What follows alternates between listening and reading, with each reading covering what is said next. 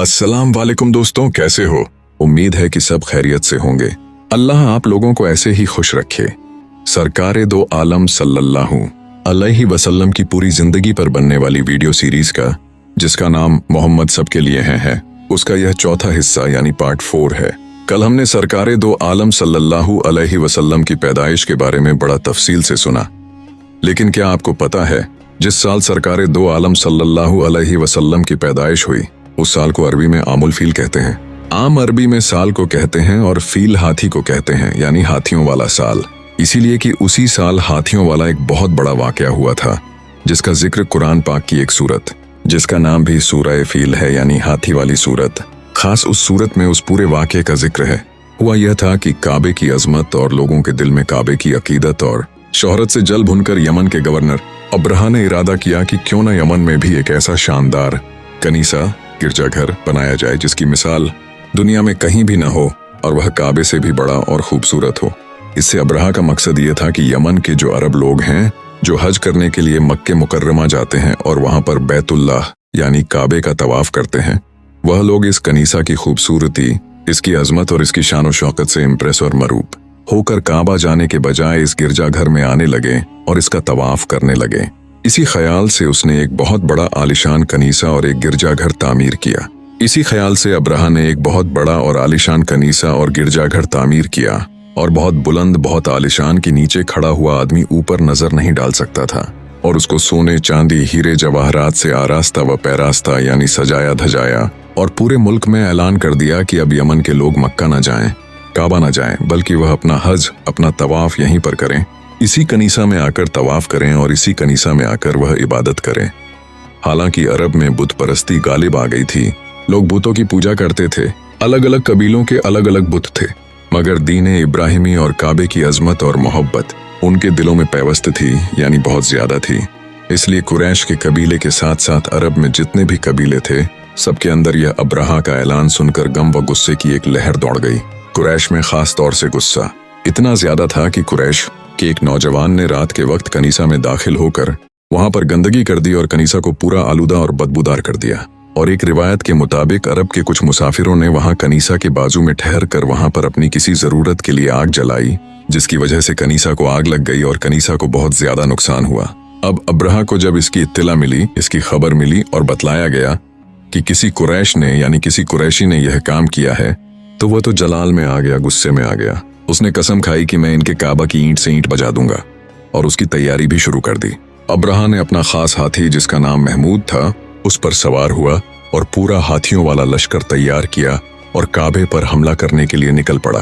पूरा लश्कर हाथियों वाला था, क्योंकि अब्रहा का प्लान यह था कि काबा के सुतूनों में लोहे के मजबूत और लंबी जंजीरें बांधकर उनको हाथियों के गले में बांध दिया जाए और हाथियों को हाँक दिया जाए, तो होगा यह कि एक ही झटके में सारा बैतुल्लाह और पूरा काबा नौजुबिल्ला जमीन पर आकर गिर जाएगा और एक ही झटके में काम खत्म हो जाएगा। जब अरब में इस प्लान की खबर और इस हमले की खबर पहुंची, तो सारा अरब और उसके जो कबीले थे, वह सब मुकाबले के लिए तैयार हो गए। रास्ते में कुछ कबीलों ने अब्रहा का मुकाबला करने की कोशिश भी की, लेकिन इतने बड़े हाथियों के लश्कर के सामने वह नाकाम हो गए। फिर हुआ यह कि यह लश्कर मक्का के करीब एक जगह का नाम है मुगमस, वहां पर पहुंच गया, जहां पर कुरैश के ऊंट चल रहे थे। अब्रहा के लश्कर ने सबसे पहले उन पर हमला करके सारे ऊंटों को गिरफ्तार कर लिया, जिनमें से 200 ऊंट सरकारे दो आलम सल्लल्लाहु अलैहि वसल्लम के दादा अब्दुल मुत्तलिब के भी थे। अब्रहा ने यहाँ पहुंचकर अपना जो सफीर होता है, अपना जो दूत होता है, जिसका नाम हन्नाता हमीरी था, उसको मक्का शहर में भेजा और कहा कि जाओ कुरैश के सरदारों को जाकर इत्तिला करो, उनको खबर करो, उनको वार्निंग दो कि अब्रहा और हम लोग तुमसे जंग करने के लिए नहीं आए हैं। हमारा मकसद सिर्फ काबे को गिराना है, काबे को ढाना है। अगर तुम उसमें रुकावट बनते हो तो फिर तुम्हें भी नुकसान होगा, इसका हम जिम्मेदार नहीं होंगे। हन्नाता हमीरी, जो कि अब्रहा का सफीर था, जब मक्का में दाखिल हुआ तो सबने अब्दुल मुत्तलिब का पता दिया, क्योंकि वही कुरैश के सबसे बड़े सरदार थे। तो हन्नाता हमीरी ने अब्दुल मुत्तलिब से गुफ्तगू की और अब्रहा का पैगाम पहुंचाया। तो एक रिवायत के मुताबिक अब्दुल मुत्तलिब ने जो जवाब दिया वह ये था कि अब्रहा से जाकर कहो कि हम भी तुमसे कोई जंग का इरादा नहीं रखते, और न हमारे पास इतनी ताकत है कि तुम्हारे हाथियों वाले लश्कर से हम मुकाबला कर सकें। अलबत्ता मैं इतना बता देता हूँ कि जिस घर को तुम ढाने के लिए आए हो, गिराने के लिए आए हो, यह अल्लाह का घर है और उसके खलील इब्राहिम अलैहिस्सलाम का बनाया हुआ है, और अल्लाह खुद उसकी हिफाजत का जिम्मेदार है। अगर तुम लोग अल्लाह से जंग का इरादा रखते हो तो फिर तुम जो चाहे वह करो, फिर आगे यह भी देख लेना कि अल्लाह ताला तुम्हारे साथ क्या मामला करते हैं। तो हन्नाता हमीरी की तो बात समझ में आ गई, तो उसने कहा अब्दुल मुत्तलिब से कि आप एक काम करें, आप मेरे साथ चलें, मैं आपको अब्रहा बादशाह से मिलाता हूँ, आप जो भी है सामने आमने सामने बैठकर बात करें। तो अब्दुल मुत्तलिब ने कहा ठीक है। दोनों मिलकर अब्रहा के पास गए। अब्रहा ने जब अब्दुल मुत्तलिब को देखा, बिल्कुल ऊंचे पूरे बड़े वही आदमी थे, यानी बारोब आदमी थे। वह देखकर यानी अब्दुल मुत्तलिब को देखकर वह इतना मुतासिर हुआ कि अपने तख्त से नीचे उतर गया और अब्दुल मुत्तलिब को अपने बराबर बिठाया और बड़े अदब के साथ पूछा कि आप किस मकसद से और किस गरज से आए हैं। हालांकि एक रिवायत के मुताबिक अब्रहा के दिल में यह था कि अब्दुल मुत्तलिब गिड़गिड़ाएंगे, मिन्नतें करेंगे और हाथ जोड़ेंगे और कहेंगे कि आप काबे को न गिराएं, हम आपसे माफी चाहते हैं, या तो फिर आपको जो चाहिए, जो पैसा वगैरह जो चाहिए हम देने को तैयार हैं। या अब्रहा के दिल में यह भी एक बात थी समझौते वाली कि ऐसा समझौता कुछ अब्दुल मुत्तलिब के साथ बैठकर हो जाए कि ठीक है हम काबे को नहीं गिराते हैं, एक काम करते हैं कि एक साल यहाँ मक्का में हज करेंगे और एक साल यमन आकर कनीसा के पास हज करेंगे, एक साल यहाँ एक साल वहां। ऐसे अब्रहा के दिल में था। लेकिन अब्दुल मुत्तलिब ने बिल्कुल ऐसा जवाब दिया कि अब्रहा का सर चकरा गया।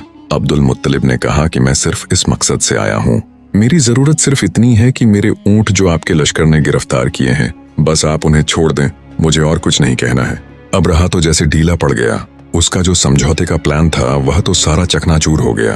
तो अब्रहा ने दिल में गुस्सा दबाते हुए जनाबे अब्दुल मुत्तलिब से कहा कि मैंने आपको जब पहली बार देखा तो मेरे दिल में आपके लिए बड़ी इज्जत, बड़ी औकात हुई थी, मगर अभी आपने जो बात की ना, उससे आपकी पूरी इज्जत खत्म हो गई।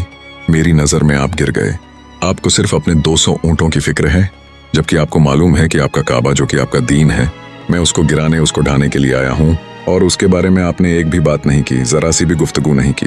तो अब्दुल मुत्तलिब ने बड़े इत्मीनान के साथ जवाब दिया कि देखिए, ऊंटों का मालिक तो मैं हूँ, इसलिए मुझे उनकी फिक्र है, मैं इसलिए आपके पास आया हूँ, और काबा उसका मालिक मैं नहीं हूँ, उसका मालिक तो वह अजीम हस्ती है और वह अपने घर की हिफाजत करना जानता है। अब्रहा ने गुस्से में कहा कि तुम्हारा खुदा भी आज मेरे हाथ से उसके घर को बचा नहीं सकेगा। अब्दुल मुत्तलिब ने बड़ी बेनियाजी के साथ जवाब दिया, तुम्हें इख्तियार है, तुम जो चाहे वह करो।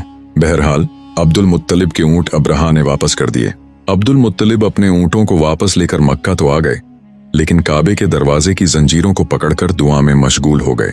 साथ में कुरैश की एक बहुत बड़ी जमात थी।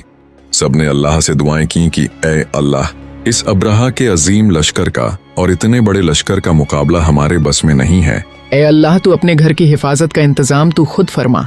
दुआ करने के बाद अब्दुल मुत्तलिब और सारे लोग पहाड़ों पर और अलग अलग जगह पर फैल गए, क्योंकि उनको यकीन था कि इस लश्कर के ऊपर अल्लाह का अजाब जरूर आएगा। इसी यकीन की वजह से उन्होंने अब्रहा से सिर्फ अपने ऊंटों का मुतालबा किया था, यानी अपने ऊंटों के बारे में बात की थी। काबे के बारे में कोई बात नहीं की, क्योंकि वह जानते थे कि इस लश्कर पर अल्लाह का अजाब आएगा और अल्लाह ताला अपने घर की हिफाजत करेगा। और ये जो दुश्मन की ताकत, जो ताकत बता रहा है, जो ताकत शो कर रहा है, जो हाथियों वाला लश्कर लेकर आया है, अल्लाह तबारक व ताला उसके इरादे को और उसके अज़ाइम को खाक में मिलाकर रख देगा। बहरहाल सुबह हुई तो अब्रहा ने अपने लश्कर को तैयार होने का हुक्म दिया कि चलो, आज बैतुल्लाह पर चढ़ाई करनी है, उसको ढाना है, उसको गिराना है, वक्त आ गया है। सब अपने अपने तैयारी में लग गए। अब्रहा अपने खास हाथी के पास आया और उसको उठाने लगा, लेकिन हाथी है कि उठने को तैयार ही नहीं। उसको सारे दरबारियों ने मिलकर उठाना चाहा, लेकिन हाथी है कि टस से मस हो ही नहीं रहा। वह बिल्कुल पत्थर बनकर जमीन पर जम गया। बड़े बड़े लोहे के नेजों से उसको मारा गया, मगर हाथी ने उसकी परवाह ही नहीं की। यहाँ तक कि उसके नाक में लोहे के आंकड़े डालकर उसको खींचने की कोशिश की गई, लेकिन वह हाथी खड़ा ही नहीं हुआ।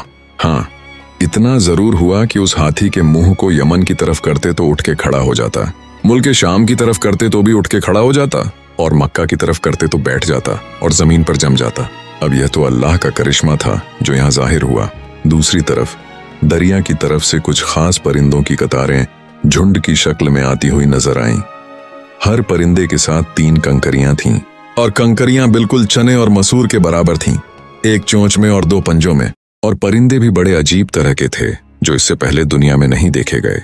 जिस्म में कबूतर से भी छोटे थे और उनके पंजे लाल और सुर्ख थे। हर पंजे में एक एक कंकर और चोंच में एक कंकर था। वह फौरन आए और अब्रहा के लश्कर के ऊपर बिल्कुल छा गए। यहाँ तक कि अब्रहा के लश्कर के ऊपर उन परिंदों की वजह से बिल्कुल छांव और साए की तरह हो गया। सूरज नजर ही नहीं आ रहा था। अब हुआ यह कि परिंदों ने अब्रहा के लश्कर को घेर लिया। अब उन परिंदों ने वह कंकरियां छोड़ना यानी गिराना शुरू की तो एक एक कंकरी बंदूक की गोली की तेजी से जमीन पर आती थी और फौजी के सर में घुसकर, उसके बदन को पार करते हुए हाथी के जिस्म में घुसकर जमीन में धंस जाती थी, जिसकी वजह से वह फौजी भी और हाथी भी जमीन पर लुढ़क जाते थे। अल्लाह का दूसरा अजाब अब्रहा के लश्कर पर यह आया कि खारिश की यानी खुजली की बीमारी फैल गई, वह कंकरियां गिरने के बाद। और तमाम लश्कर को, इतनी जो बच गए थे, उनको इतनी जोर से खुजली आई कि जब वह खुजाते थे तो चमड़ी हाथ में आ जाती थी। उनकी चमड़ी उतरने लगी, जिसकी वजह से भगदड़ मच गई। यह अजाब देखकर हाथी खुद भागकर खड़े हुए। बिल्कुल तितर बितर मामला हो गया। यहाँ तक कि किताबों में आता है कि बहुत सारे अब्रहा के फौजी अपने ही हाथियों के पैरों तले रौंद कर मारे गए। लेकिन अब्रहा, चूंकि यह तो बादशाह था, यह सबसे बड़ा था, इसलिए अल्लाह तबारक व ताला को इसको सख्त सजा देनी थी। इसको तड़पा तड़पा कर मारना था, क्योंकि अल्लाह के घर को गिराने के लिए आया था। तो वह फौरन हलाक नहीं हुआ। अल्लाह ने उसको फौरन हलाक नहीं किया, बल्कि उसके जिस्म में ऐसा जहर चढ़ गया, सरायत कर गया कि उसका एक एक जोड़ सड़कर गिरने लगा, आहिस्ता आहिस्ता। इसी हाल में वह वापस यमन भी लाया गया और दारुल हुकूमत, जो यमन की दारुल हुकूमत थी सना, पहुंचते पहुंचते उसका सारा बदन टुकड़े टुकड़े होकर बह गया और वह वहीं पर मर गया। और इसी तरह अल्लाह तबारक व ताला ने अब्रहा को हलाक किया और अपने घर की हिफाजत की। आज के लिए इतना काफी है, क्योंकि वीडियो काफी लंबी हो रही है। 5वें हिस्से में हम सुनेंगे कि सरकारे दो आलम सल्लल्लाहु अलैहि वसल्लम के पैदा होने के बाद, इस दुनिया में आने के बाद दुनिया में क्या क्या अजीब करिश्मे हुए, यहूदी दुनिया में किस तरह खलबली मची, कहाँ क्या हुआ, दुनिया के कोने कोने में किस तरह सरकार के आने की खबर पहुंची, और जमीन से लेकर आसमानी दुनिया तक किस तरह खुशियां मनाई जाने लगी।